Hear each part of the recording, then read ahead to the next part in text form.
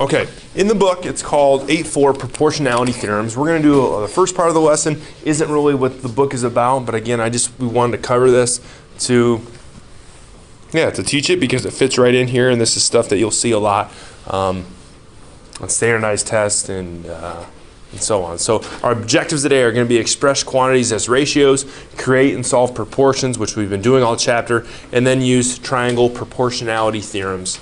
All right, so just a ratio. A ratio is a way to compare quantities. I can compare boys to girls in this classroom. I can compare blondes to brunettes in this classroom. I can compare anything, as long as I have two things to compare. So there's three ways to write a ratio. The first one is the way we've been doing it. I can say 2 to 3 like a fraction. That's our most common. Another way would be with a colon, which we've seen on our homework. Okay, on the online version, we would write a ratio like that. And the other way would just be with the word 2. Okay, so there's 3 ways to write a ratio. And again, it's just a way to compare two quantities. All right, so if I look down here, it says a bonsai tree is 18 inches wide and 2 feet tall. What is the ratio of the width of the tree to its height? Okay, we're just going to write a ratio of its width to its height. Now, with these two numbers here, we see it's 18 inches and 2 feet, right? Probably best to write it in the same label. So if I convert 2 feet to inches, how many inches is 2 feet? 24. So I can write, 18 to 24. Now again, that's not in simplest form. That's not in lowest terms. I could take a 6 out of that, right, of each of those. And so this would be 3/4. So the ratio of the width to the height, that's something I probably should have been a little bit more careful on, but I knew it. It's 18 represents the width of it, right? So that goes on the top because it's width to height. Now, if it was height to width, it would have to be the other way around. So this ratio would be 3 to 4. Again, I could write that 3 different ways if I wanted to. Example 2. All right, you're buying 100 pots of flowers for a fundraiser. 120 pots of flowers. The ratio of tulips to daffodils will be 2 to 3. How many pots of each should you buy?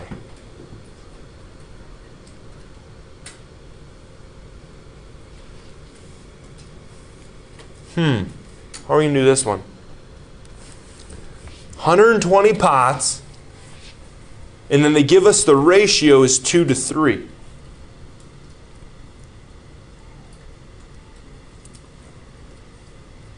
Allie, any ideas?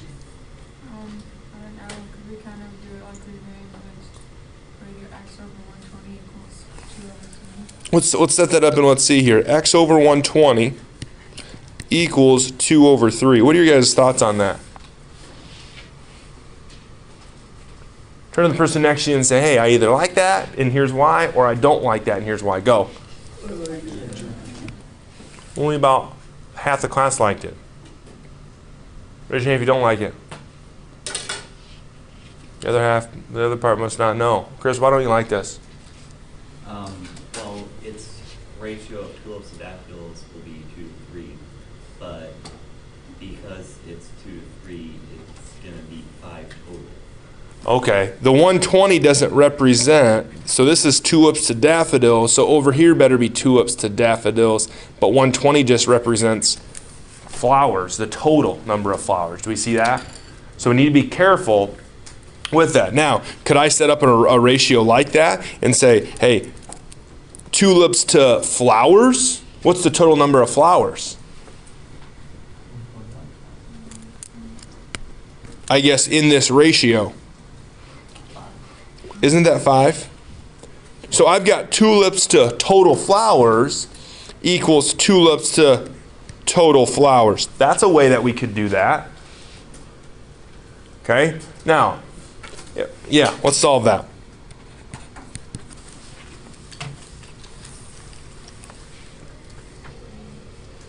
What do we get? 48. So that means 48 is that tulips? 48 tulips, 1L. And then I need to figure out how many daffodils. How are we going to do that? Same thing, but replace 2 with 3. Oh, so you can set up a proportion again, all right, and do that again. I think there might be actually an easier way. 120 minus 48. I know there's got to be a total of 120 flowers, right? So what's 120 minus 48? 72. Now, like Ali said, we could just set up another proportion. We could do it that way. 72 daffodils.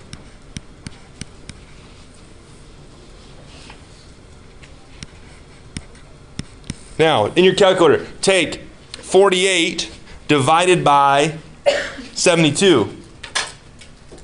Do we get 0.6 repeating? Yes, because that's our tulip to daffodil ratio over here.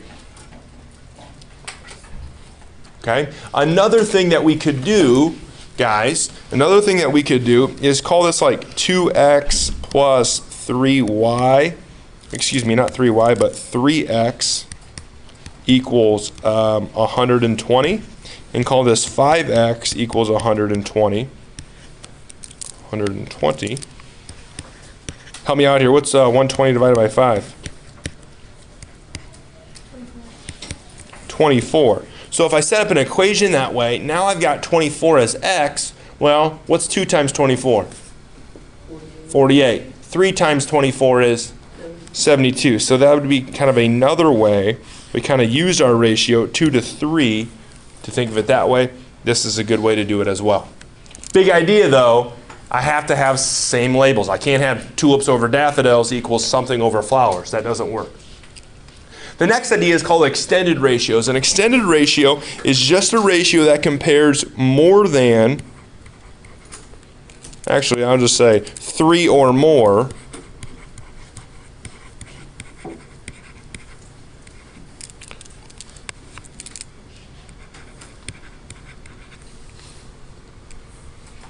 quantities. Okay, so if I wanted to do that, our most common way to write an extended ratio would be with a colon. So if I said like 2 to 3 to 5. Okay, so if I wanted to, write a ratio of the, let's say Union County, if I want to write a ratio of the Democrats to Republicans to Independents, I could write that as an extended ratio. Okay, or if I wanted to write a ratio of, anything, male students, female students to teachers in the school or something of that nature, I could certainly do that. So example 3, it says the lengths of the sides of a triangle are in a ratio of 3 to 5 to 6. The perimeter of the triangle is 98 inches.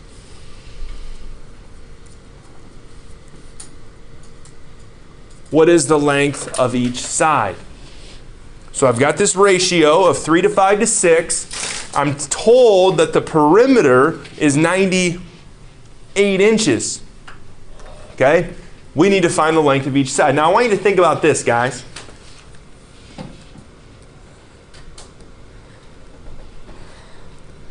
I want you to think about this one as like just a miniature scale model of this bigger one.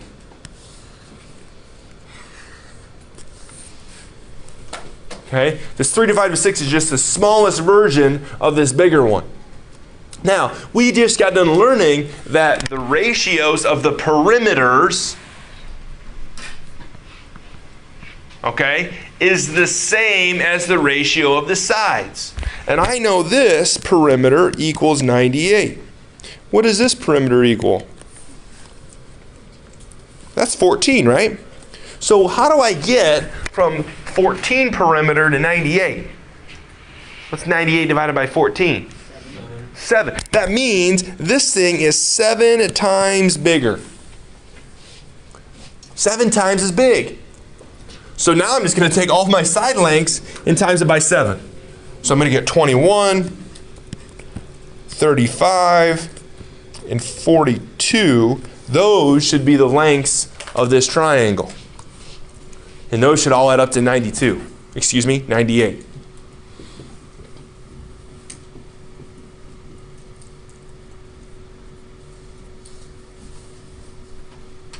All right, any questions there? Use this as its smaller, like, scale model of it. All right, last thing, proportions are just two ratios that are equal to each other. Okay, two ratios, and we've been setting them up all chapter. I'm not going to give an example of that. Two ratios that are equal.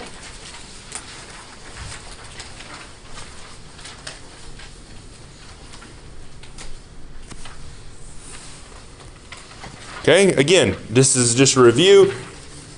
Proportion, cross multiply, and solve. I'm going to, we'll do this one. Cross multiply and solve. So here I'm going to get 3 times y plus 4 equals 9 times y, which is 9y.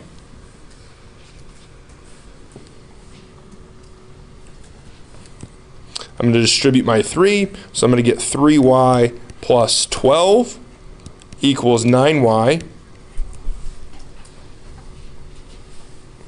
I can minus 3y on both sides and get 12 equals 6y. Divide both sides by 6. And what does y equal? 2. Again, if I wanted to check myself here, what's 2 plus 4? That's 6 over 9, and I get 2 over 3. Is 6 over 9 the same ratio as 2 over 3? It is. So you get an answer in a proportion. You can always go back and check it. Okay? Do the next two on your own.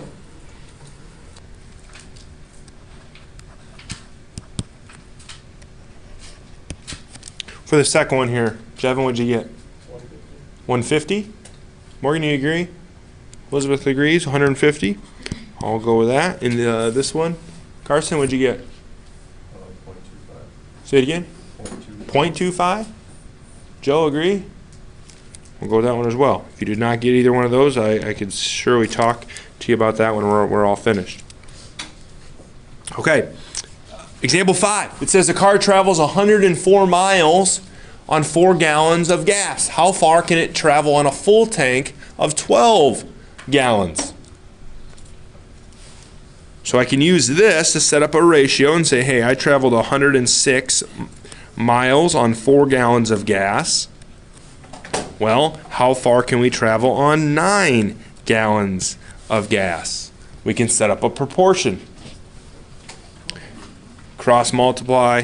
Ooh, excuse me, 12, not 9. Thank you, 12. Cross multiply and solve. Go across my variable, 106 times 12, divide by 4, and x equals 318 miles.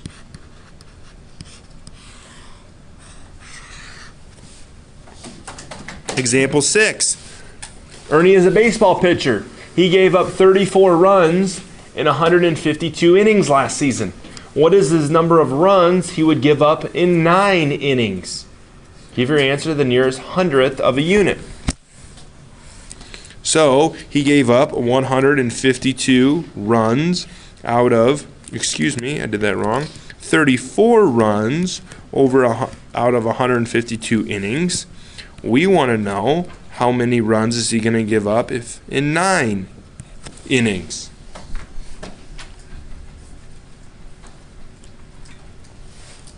Cross multiply and solve. 34 times 9, enter. Divide by 152. It says round to the hundredth if needed. Do we get 0.22? No.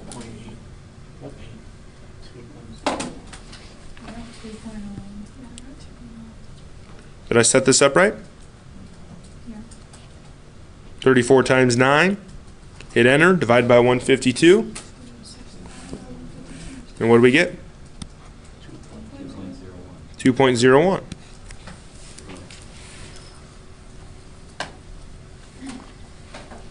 So you just did divide. We need to do this times 9.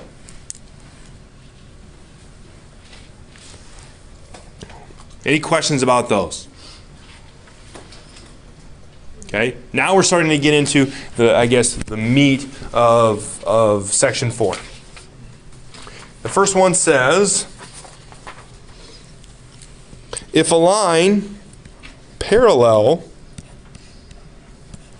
to one side of a triangle intersects the other two sides,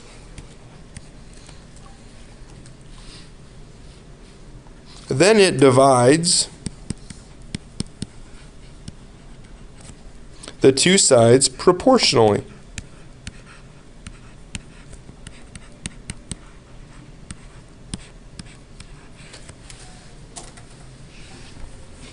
Okay, here's what that means. If I have a triangle and I have a line that divides the triangle or cuts through the triangle so that it's parallel to one of the sides, then those other two sides are divided proportionally. So for example, if I put an A here and a B there, and a C there and a D there, the ratio of A over B is equal to the ratio of C over D.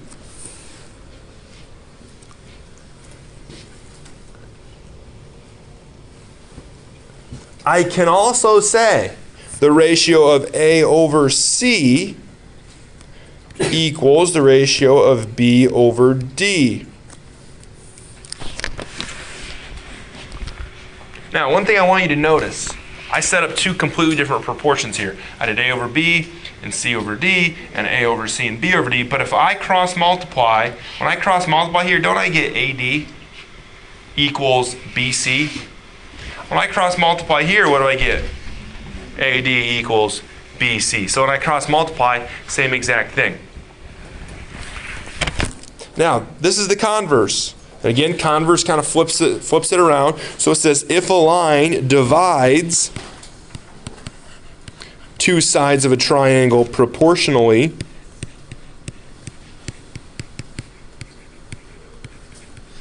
then it is parallel to the third side. Bottom of the second page here, Shane. So, if I set this up very similarly, I do not know if this line's parallel, but if A over B equals C over D, then QS is parallel to TU. If I don't know that they're parallel, but they're proportional, then they are parallel.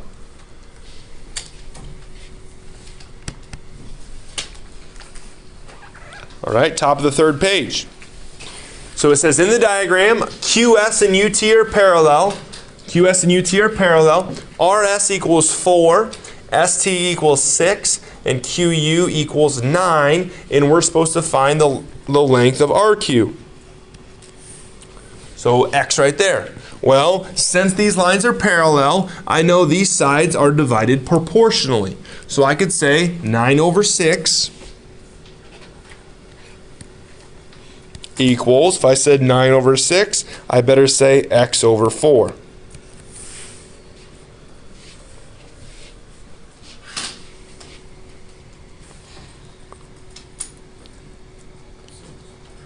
And X equals 6 here. Questions there? Okay, next theorem, called the three parallel line theorem. It says if three parallel lines intersect two transversals,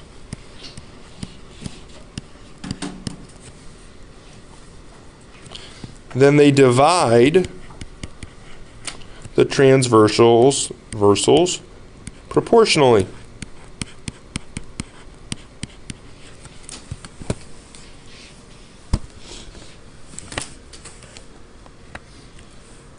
Okay, so I've got three parallel lines. Again, if I just call this length A and this length B and this length C and that length D, well then the ratio of A over B is going to equal C over D. or A over C equals B over D.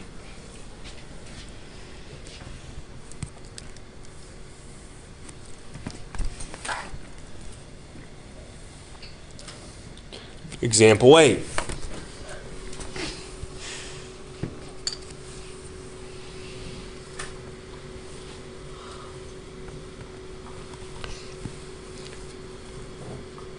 Let's make all these parallel so we know. And actually,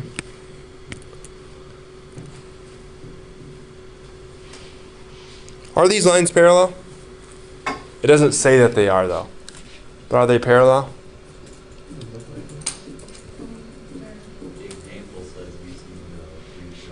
Okay, the example says it, but it doesn't say here that they're parallel.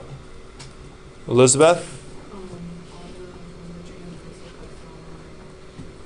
Yeah, so if one transversal is, yeah, these have the same angle with all of those, so therefore they are parallel.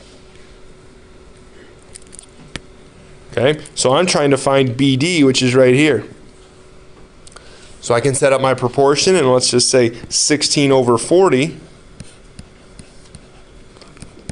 16 over 40 equals x over 30. And cross multiply and solve.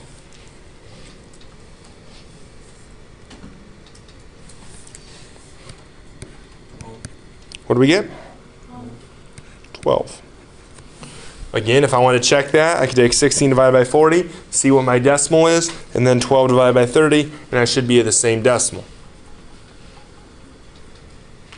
Same idea here. I'm supposed to find DF. Oh, so this is interesting. This asks for DF, which is the whole thing, right? So I'm going to put an X here, and I'm going to find EF. But then in the end, I might have to add them together. So if I do, let's say, 12 over 30. If I said 12 first, I better say x first. So 12 over 30 equals x over 35.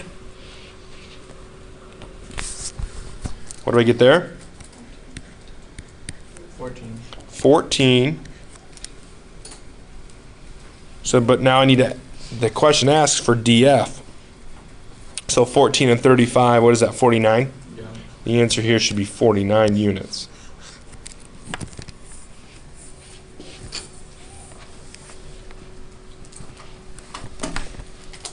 Okay, last one. It says if a ray bisects an angle of a triangle. So here we go. I've got an angle bisector here.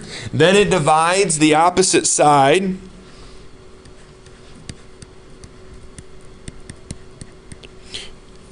into segments whose lengths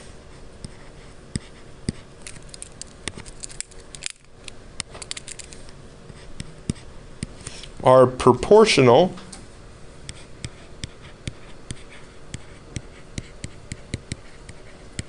to the lengths of the other two sides.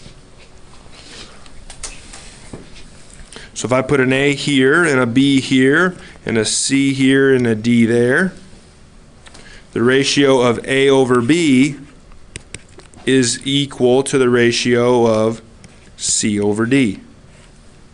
Again, this only works if we have an angle bisector. Or I could say A over C equals B over D.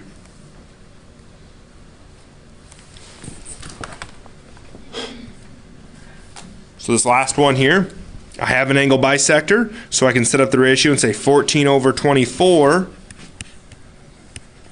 equals, if I said 14 over 24, I better say x over 48. This one's pretty easy, guys. How do I get from 24 to 28? Times 2, right? So what's 14 times 2? 28.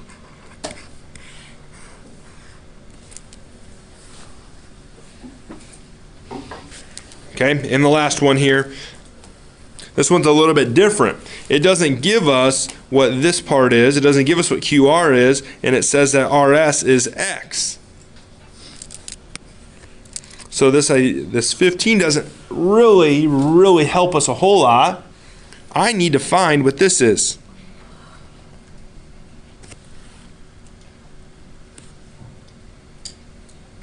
What can I use there? QR.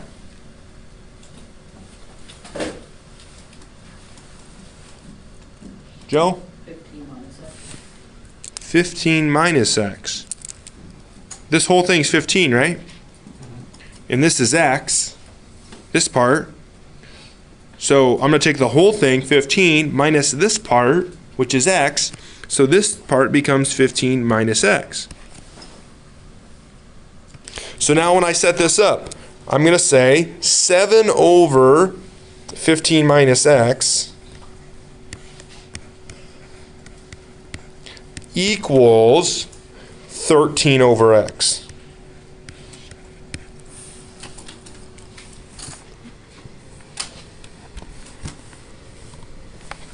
And now I can cross multiply.